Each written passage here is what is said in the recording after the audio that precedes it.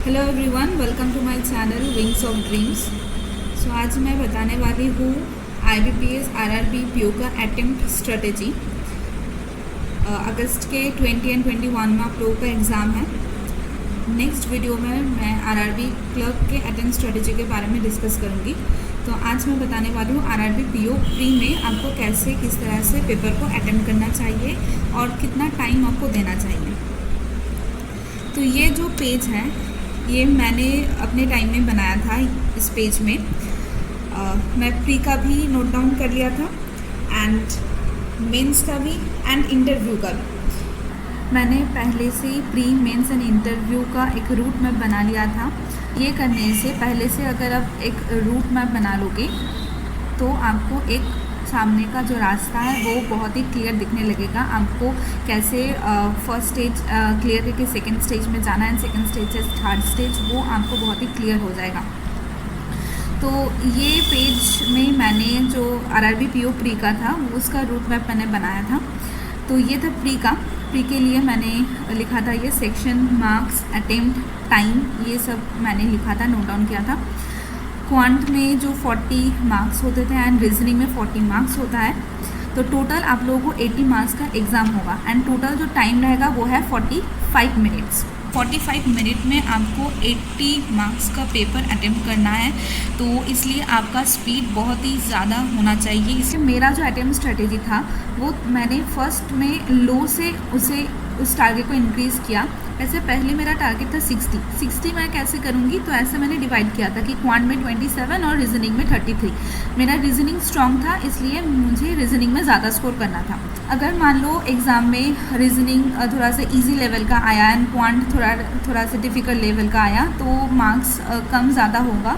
तो 25-40 ये मान के मैंने इसमें भी 65 किया था। तो आपको ये माइंड में रखना है कि आपको एग्ज़ाम में डिफ़िकल्ट क्वेश्चन भी मिल सकते हैं, तो उस हिसाब से आपका अटेम्प्ट भी थोड़ा सा कम हो सकता है। तो इसमें मैंने टाइम दिया था मैथ को 23 मिनट एंड रीजनिंग में 22 मिनट, टोटल 45 मिनट्स।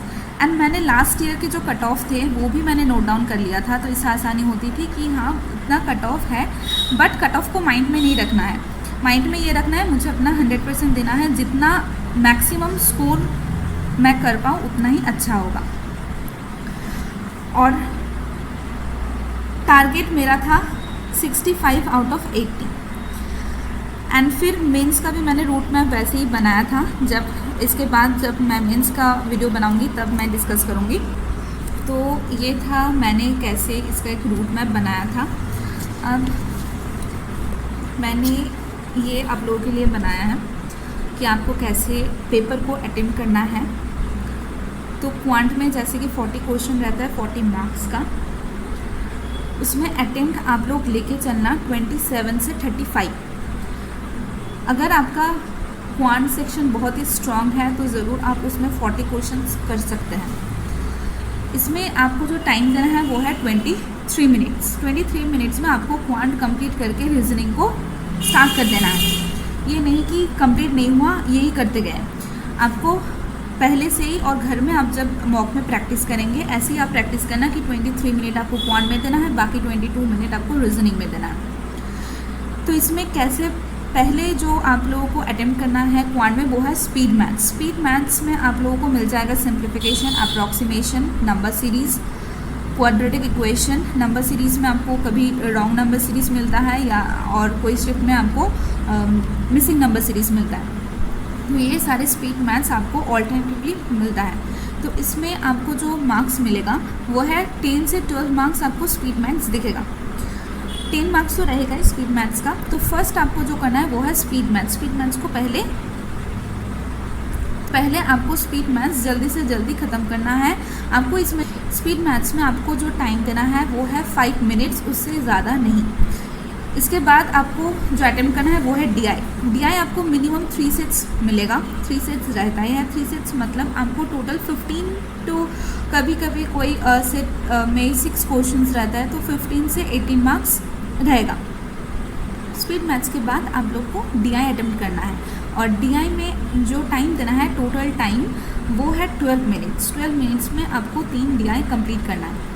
अच्छा, DI करते हुए अगर कुछ क्वेश्चन में अगर आप अटके तो उस क्वेश्चन को रहने दीजिए और नेक्स्ट क्वेश्चन को आप सॉल्व करने लगिए, बिकॉज अगर उस क्वेश्चन में आप अटक जाएंगे तो उसमें सारा टाइम चला जाएगा। क्योंकि क्या होता है DI में कुछ क्वेश्चन एक सेट में एक दो क्वेश्चन थोड़ा सा डिफ़िकल्ट मतलब थोड़ा सा लेंदी दे देता है, तो वो सॉल्व करने में हम लोग को बहुत सारा टाइम लग जाता है, तो इसलिए उस क्वेश्चन को छोड़कर आपको नेक्स्ट क्वेश्चन में चले जाना है।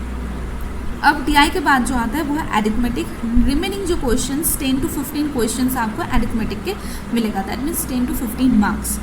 तो आपको कुछ टॉपिक्स पहले से घर में अच्छे से प्रैक्टिस करके जाना है कि इस चैप्टर से अगर क्वेश्चन मुझे मिला तो ज़रूर मैं अटेम्प्ट करूँगी इसे। तो उस हिसाब से आपको एरिथमेटिक में मिनिमम 7 to 10 क्वेश्चंस आपको अटेम्प्ट करना होगा, जो बचा टाइम होगा उसमें। तो 5 मिनट आपने स्पीड मैथ्स को दिया, DI में आपने 12 मिनट्स दिया एंड रिमेनिंग जो 6 to 7 मिनट्स रहेगा उसमें आपको एरिथमेटिक करना होगा। ऐसे आपको टोटल 23 मिनट देना है क्वांट में। अब आते हैं रीजनिंग में। रीजनिंग में भी 40 क्वेश्चन 40 मार्क्स का। तो इसमें आपका जो अटेम्प्ट स्ट्रेटेजी रहना चाहिए, जो टारगेट रहना चाहिए वो है 35 से 40। मैं तो कहूँगी कि आप ट्राई कीजिए 40 करने के लिए, और इसमें जो टाइम आपको देना है वो है 22 मिनट। अगर हो सके इस टाइम को आप कम करके 20 मिनट भी ला सकते हैं, अगर आप कर सके तो। अगर आपका प्रैक्टिस बहुत अच्छा है और स्पीड भी बहुत अच्छा है तो आप ज़रूर 20 मिनट में रीजनिंग को कंप्लीट कर पाएंगे, और अगर 20 मिनट में कर पाए तो मैथ्स को आप ज़्यादा टाइम दे पाएंगे। तो रीजनिंग में पहले तो जो मिसलेनियस क्वेश्चंस रहता है उसे आपको सॉल्व कर लेना है, जो direction, blood relation, quadratic inequality and syllogism, और जो क्वेश्चंस नंबर रिलेटेड जो क्वेश्चन रहता है, एंड कोडिंग डिकोडिंग, एंड जो पेयर वाला क्वेश्चन रहता है। और एक क्वेश्चन आता है ये लेटर मिलके कितने वर्ड्स होता है। तो ज़्यादातर टाइम जब ये क्वेश्चन आता था मैं इस क्वेश्चन को स्किप करती थी, बिकॉज ये बहुत ही कंफ्यूजिंग होता है। Syllogism, inequality, coding decoding, direction, pair वाला जो क्वेश्चन रहता है, नंबर से कुछ क्वेश्चन, अल्फा न्यूमेरिक सीरीज़, ये सारे आपको मिसलेनियस में मिल जाएगा। और एक क्वेश्चन आता है कि ये लेटर मिला के आप कितने सारे वर्ड्स होता है। तो ज़्यादातर टाइम जब भी ये क्वेश्चन आता था एग्ज़ाम में तो मैं इस क्वेश्चन को स्किप करना चाहती थी, बिकॉज इसमें गलती होता था। जब मैं घर में मॉक दी थी तब भी ये क्वेश्चन में मेरा मार्क्स कट जाता था, इसलिए मैंने एग्ज़ाम में इस क्वेश्चन को कभी भी अटेम्प्ट नहीं किया जब तक मैं श्योर ना हूँ। अगर आपको भी इसमें कन्फ्यूजन रहे तो आप उस क्वेश्चन को स्किप कर सकते हैं, बिकॉज गलत करने में कोई भी फ़ायदा नहीं है, आपको उससे नेगेटिव मार्किंग मिल जाएगा।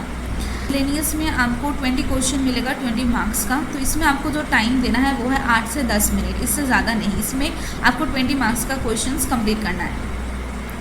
फिर आपको सॉल्व करना है पजल एंड सिटिंग अरेंजमेंट। इसमें भी जो पजल और सिटिंग अरेंजमेंट आपको रीड करके एक ओवरव्यू ले लेना क्वेश्चन का कि आप इसे जल्दी से सॉल्व कर पाएंगे और ये इजी है थोड़ा सा बाकी सबसे। तो आप पहले उस पजल को या सिटिंग अरेंजमेंट को सॉल्व करना। तो मिनिमम आपको 4 सेट्स पजल एग्ज़ाम में देखने को मिलेगा, जो कि है 20 मार्क्स का। तो ये एक बहुत ही बड़ा स्कोर कैरी करता है पजल्स एंड सिटिंग अरेंजमेंट। इसका भी प्रैक्टिस अच्छे से करना चाहिए आप लोगों को। तो इसमें जो आपका टाइम देना है वो है 12 से 13 मिनट। सो 12 मिनट में आपको 20 मार्क्स का puzzle and sitting arrangement complete करना है। तो ऐसे आपको 40 क्वेश्चंस अटेम्प्ट करना है रीजनिंग में। कोशिश करना है रीजनिंग में फुल मार्क्स आप ला पाए। तो आप लोगों को जो ओवरऑल टारगेट लेके चलना है वो है 65 to 70। 65 तो करना ही है। अगर क्वेश्चन का लेवल थोड़ा सा इजी मिला तो उसे आप 70 तक भी ला सकते हैं। तो आपको बिल्कुल ऐसे ही पेपर को एग्ज़ाम में अटेम्प्ट करना है। इस हिसाब से आप घर में मॉक का प्रैक्टिस करते रहिए। एंड नेक्स्ट वीडियो में मैं RRB क्लर्क का भी अटेम्प्ट स्ट्रेटेजी डिस्कस करूँगी। So till then, bye bye, take care.